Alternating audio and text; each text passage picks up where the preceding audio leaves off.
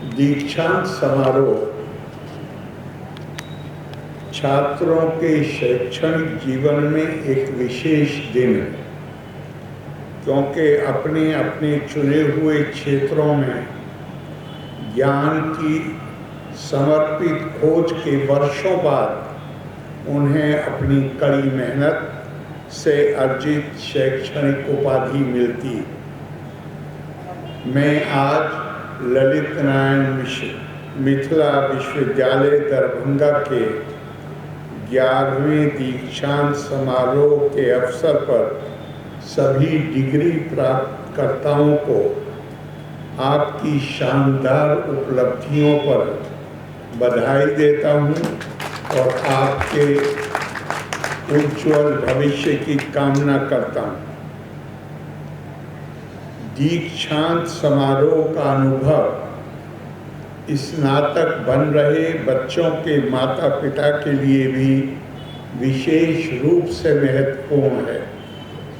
हर छात्र की उपलब्धियों के पीछे उनके माता पिता का त्याग, उनके गुरुओं का समर्पण, प्रेरणा और प्रोत्साहन होता है। इन सभी गर्वित माता पिता को, आपके गुरुजनों को मेरी हार्दिक बधाई, जो अपने बच्चों की शानदार उपलब्धियों को यहाँ देख रहे हैं।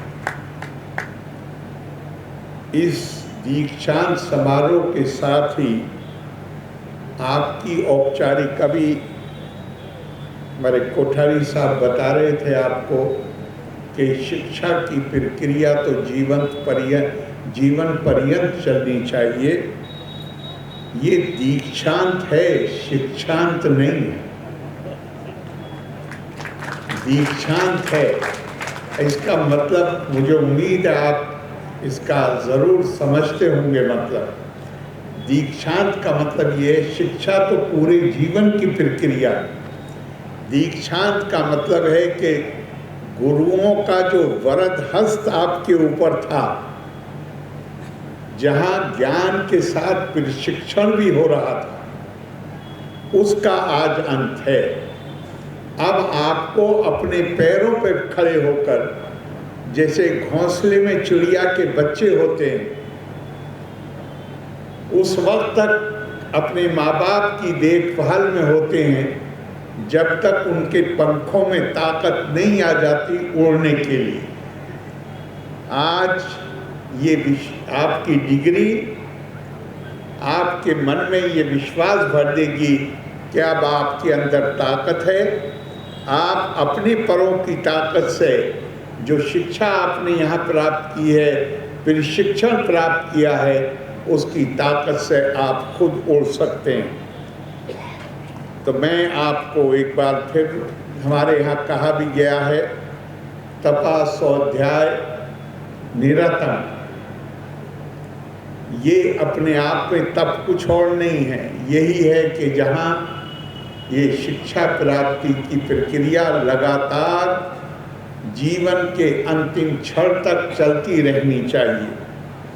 तो मैंने अभी आपको कहा कि आपके पंखों में ताकत, मुझे लगता है कि मेरा भाषण शायद छपवाया है आपने, मैं उसको नहीं पढ़ रहा हूँ। एक दो कुछ और बातें आपसे कहना चाहता हूँ। मैंने अभी आपसे कहा कि शिक्षा, हमने ये शब्द प्रयोग किया कि अब आपके पंखों में इतनी शक्ति, इतनी ताकत है कि अब आप आसमान में जहाँ चाहें उड़ें। लेकिन ये जो शब्द शक्ति है, ताकत है, ये कभी कभी थोड़ी समस्या भी पैदा कर देता है। पश्चिमी देशों में शिक्षा की कल्पना है, वो कहते हैं कि education is the source of empowerment. सशक्तिकरण का माध्यम शिक्षा है। हम भी इससे सहमत हैं, लेकिन हमारे लिए भारतीय परंपरा में शिक्षा का जो महानतम आदर्श है वो बंधनों से मुक्त होना है। हम बंधनों के साथ पैदा होते हैं। सा विद्या या विमुक्तये, अपने आप को बंधनों से मुक्त करना। ज्ञान, इसलिए इसको कहा गया तद्वितीय जन्म। जब हम अपने माँ बाप से पैदा होते हैं और विद्यालय में आते हैं शिक्षा लेने के लिए, तो दोबारा जन्म इसलिए होता है कि विद्यालय आने से पहले का जीवन बंधनों से बंधा हुआ। शिक्षा के माध्यम से उन बंधनों से मुक्त होना होता है। और बड़ा बड़ा सुंदर शब्दों में, प्रभावी शब्दों में श्रीमद् भगवद गीता में ज्ञान के इस उद्देश्य को वर्णित किया गया। यज ज्ञात्वा न पुनः मोहम एवं यास्यसि पांडवा येना भूतानि अशेषेण दिरक्ष्यसि आत्मनि अथो मयि। ज्ञान, भगवान कृष्ण अर्जुन से कहते हैं, ये ज्ञान वो है जिसे प्राप्त करने के बाद फिर तुम किसी मोह का शिकार नहीं बनोगे। और मोह का शिकार नहीं बनने का अगली लाइन में क्या कहा? ये ना भूतानि अशेषेना, जितने भी भूत हैं, जितने भी जीवित लोग हैं, ये ना भूतानि अशेषेना, उसमें कोई बचा हुआ नहीं है, विदाउट एक्सेप्शन।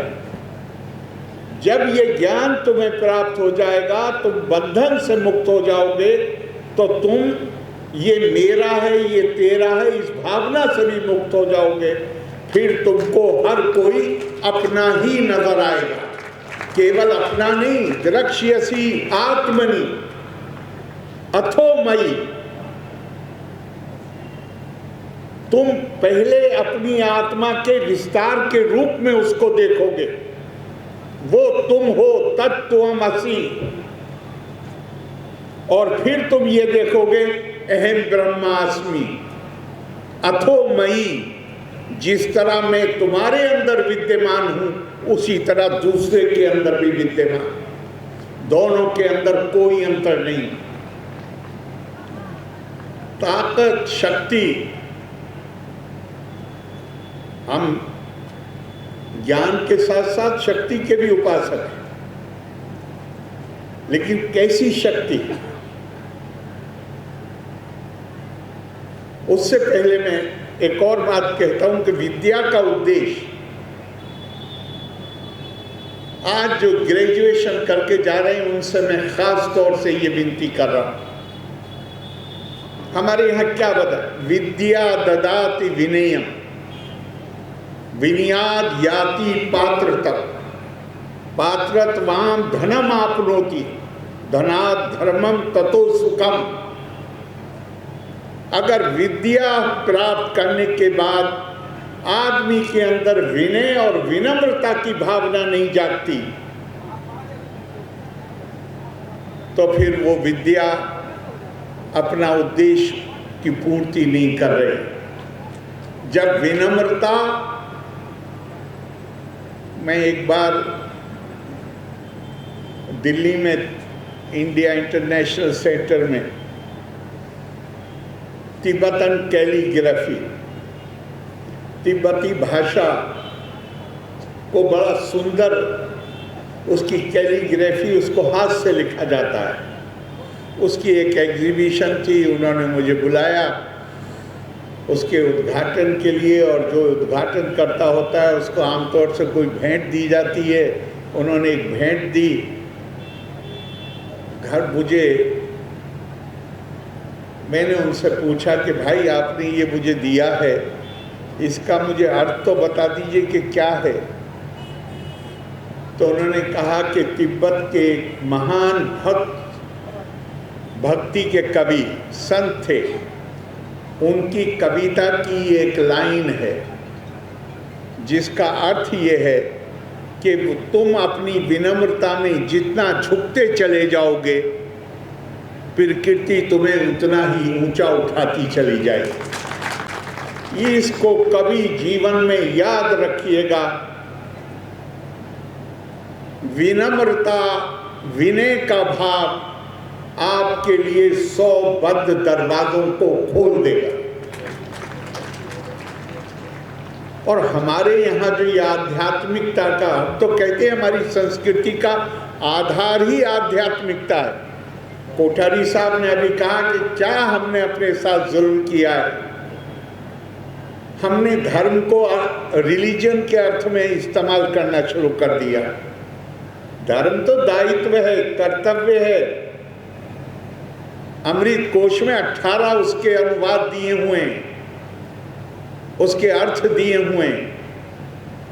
उनमें एक वो भी है जिसको हम रिलीजन कह सकते हैं, पंथ कह सकते हैं, आस्था की अभिव्यक्ति का तरीका कह सकते हैं। तो ये इंसान में इसलिए कहा गया कि जानवर में और इंसान में क्या फर्क है। हमारी कोई भी जीव हो, इच्छाएं एक ही हैं, धर्मों ही अनेकों विशेष हो। धर्म का मतलब है सही और गलत के बीच में फर्क करने की समझ, नैतिक और अनैतिक के बीच में जो उसके बीच में अंतर करने की समझ, मर्यादा का सम्मान करने की समझ, ये मानव के अलावा किसी दूसरे जीव में नहीं। और मैं तो आपको इससे आगे बढ़ के कहूँगा कि भगवत गीता में अकेले मेरी बात पर रुकिएगा नहीं, अगर मौका मिले तो घर जाके इसको एक दिन नहीं कई बार पढ़िएगा। मुझे लगता है कि ये 2 श्लोक ऐसे हैं भगवत गीता में जो सफल जीवन कैसे जिया जा सकता है उस रहस्य का उद्घाटन करते हैं। लेकिन ये 1-2 बार पढ़ने से समझ में नहीं आएंगे। जो आपने अभी कहा पढ़ना, पहले किताबें नहीं होती थी, तो श्रवण मनन निधि ध्यासन। अब किताबें हैं तो श्रवण भी कर सकते हैं और पठन भी कर सकते हैं। उसके बाद मनन, उसके बाद निधि ध्यासन। तो मुझे पक्का विश्वास है कि आप वहीं पर आप उसमें आपके जीवन के मार्गदर्शन के लिए बहुत ही जबरदस्त उसका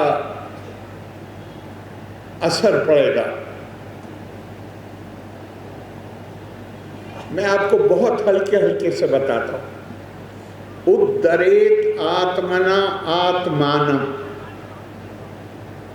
न आत्मानम अवसादयेत। आत्मा एवा ही आत्मना बंधु, आत्मा एवा रिपु आत्मा, रिपु आत्मना। हर व्यक्ति के दिल में ख्वाहिश होती है कि मैं खूब आगे बढ़ूं, कामयाब। भगवान कृष्ण अर्जुन को बता रहे हैं कि बैसाखियों के सहारे ऊपर नहीं जाया जाता है। अपने आप से, अपने पौरुष से, अपनी मेहनत से। और उसमें सबसे बड़ा साधन क्या है? उद्धरेत आत्मना आत्मान। अपने आप से, अपने खुद से, अपनी आत्मा से ऊपर जाएं और उसको कभी नीचे की तरफ मत जाने दीजिए। आत्मा ही आत्मा का बंधु है। आप खुद अपने मित्र हैं। और खुद अपने शत्रु हैं। आत्मा एवा रिपु आत्मना। बंधु कब हैं आप अपने, मित्र कब हैं आप अपने? बंधु आत्मा आत्मना तस्य येना आत्मा एवा आत्मना जिता। वो आत्मा बंधु बन जाती है, आपका स्व, आपका मित्र बन जाता है जब आपकी आत्मा आपके नियंत्रण में होती है। आत्मना तु शत्रुत्वे वर्तेता आत्मा एवं शत्रुवत।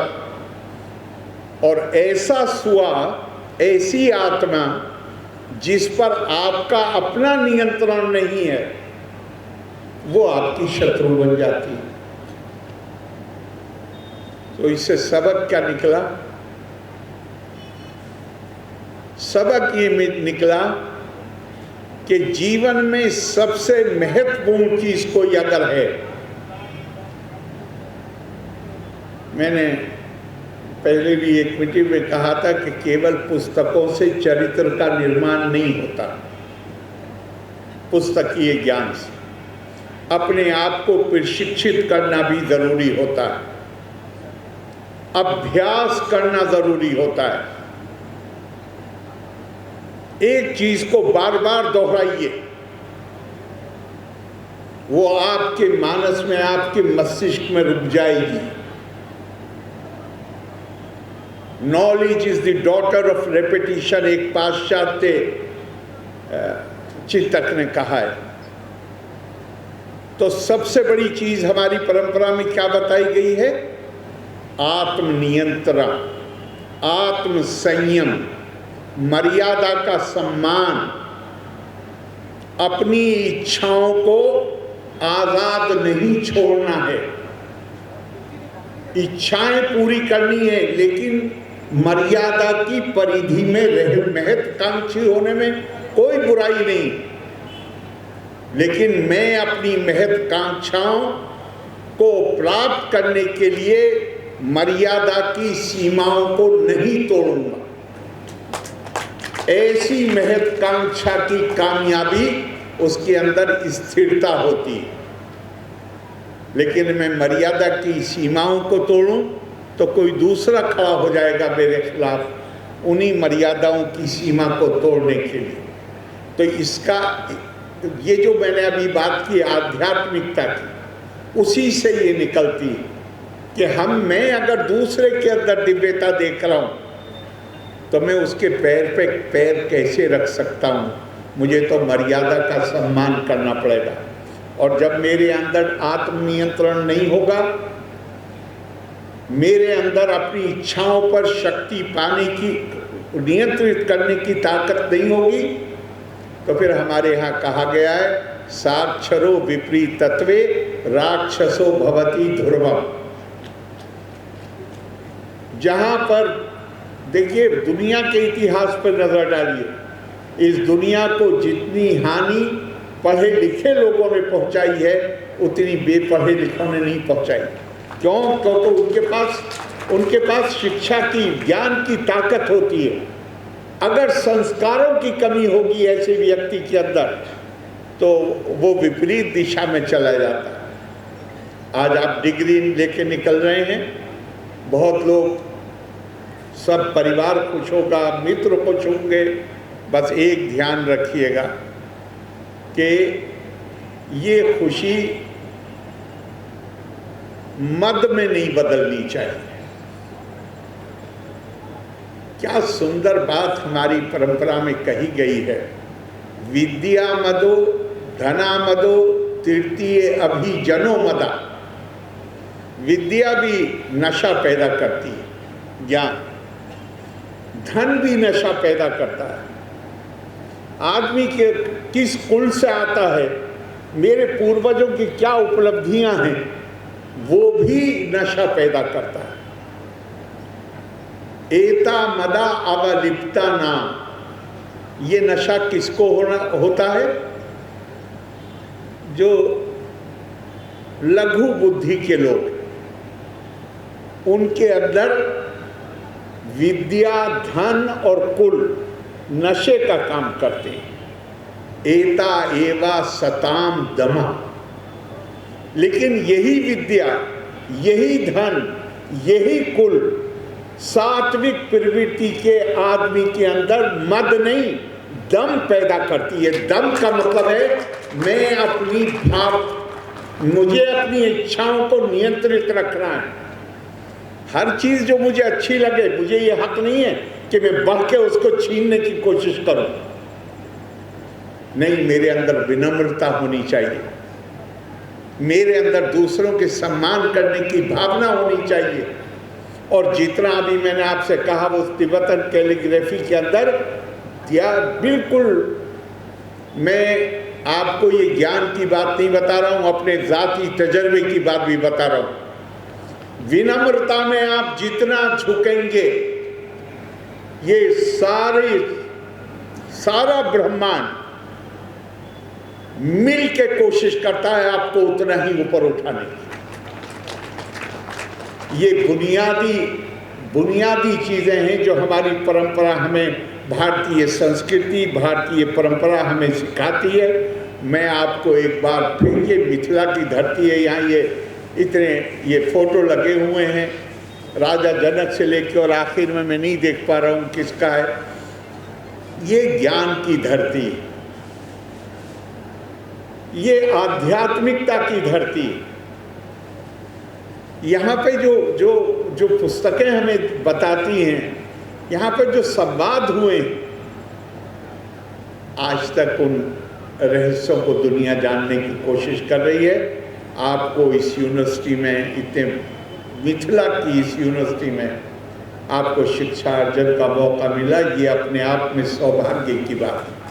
मैं आपको बहुत बहुत बधाई एक बार फिर देता हूँ, अपनी शुभकामनाएं देता हूँ, और आशा करता हूँ कि आने वाले जीवन में स्वामी विवेकानंद के शब्दों के अनुसार आप केवल अपने लिए नहीं जिएंगे, बल्कि आप अपने आप को दूसरों के लिए भी समर्पित कर देंगे। बहुत बहुत धन्यवाद। लोका समस्ता सुखिनो भवन्तु। जय हिंद।